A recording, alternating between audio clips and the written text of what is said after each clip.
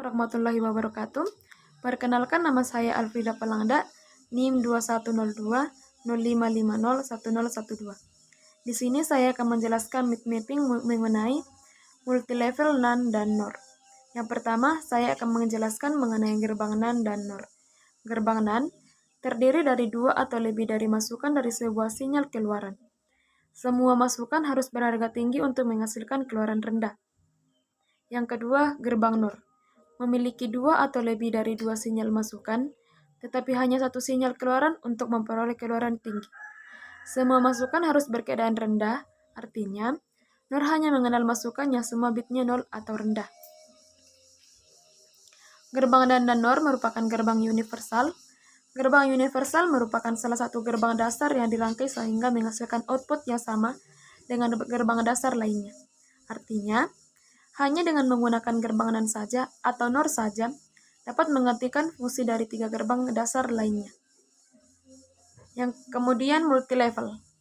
Multilevel artinya dengan mengimplementasikan gerbang NaN atau NOR akan ada banyak level tingkatan mulai dari sisi input sampai ke sisi output.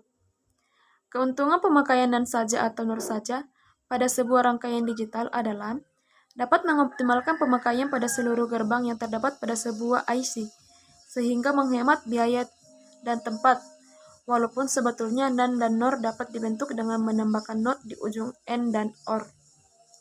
Dalam praktiknya, nanti gerbang NaN dan NOR ini dapat kita fungsikan untuk mengganti gerbang NOT, AND, dan OR dengan menggunakan teori De Morgan. Untuk mengimplementasikan teori De Morgan, ada pun gambar yang saya tambahkan. Gambar yang pertama,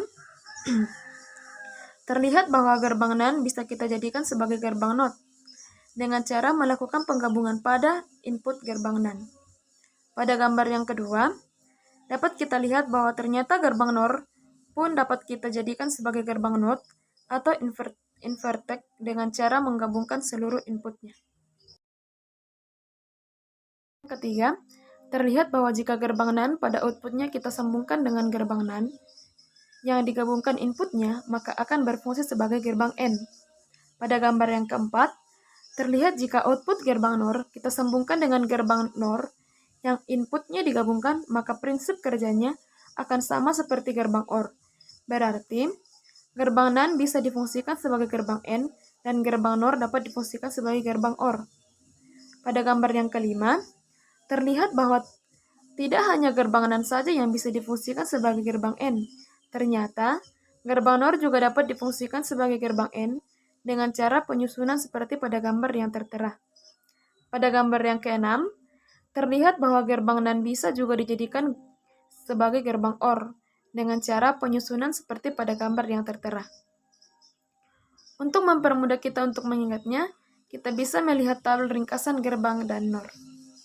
Sekian penjelasan mengenai multilevel NaN dan NOR. Assalamualaikum warahmatullahi wabarakatuh.